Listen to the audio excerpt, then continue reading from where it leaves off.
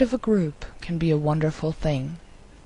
Usually a group is made up from people who share many ideas, who tend to think along the same lines, and before you know it, the friends of your friends are now also your friends, and you realize you're part of a group. Being part of a group doesn't have to be a bad thing. On the contrary, a group can be supportive in times of need. They can help you examine things from different angles to find solutions to problems. They can be fun to hang around and just have a good time.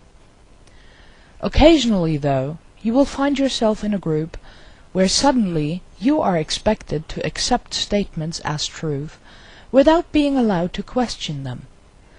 You see others from the group who follow these expectations, but you yourself wonder if this statement is actually correct. In a functional group, you will be encouraged to examine the truth of the statement for yourself. You will be given tips where to look for evidence, but you will be enabled to seek the truth on your own. A group turns dysfunctional when the opposite is the case. When you are discouraged from seeking answers for yourself and are told to simply accept statements as truth, it's what I call groupthink. You are suddenly told you're not allowed to talk to certain outsiders anymore, as if talking to them could be damaging to you. If their statements are the truth, why do they discourage you from talking to people with different thoughts?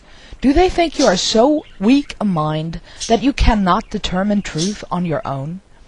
Or is it because what they are telling you is not really the truth after all? Seeking for truth on your own, you go out into the world and disregard these orders. You talk to outsiders and you find that the truth is not exactly what your group told you. But you still care for your group, so you go back and you tell them, you try to share your knowledge with them, but they won't listen, because you disobeyed the rule of not asking questions.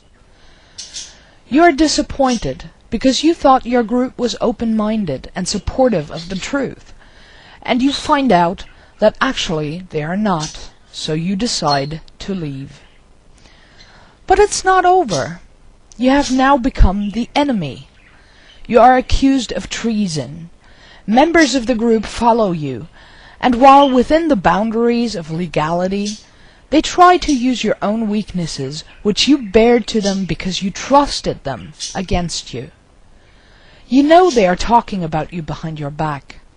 They are trying to discredit you, not just amongst themselves, but also outside of their group. They try to make you stand isolated. It's your punishment for not participating in groupthink. Now, what kind of group would be doing this? Well, religious sects, of course. What did you think?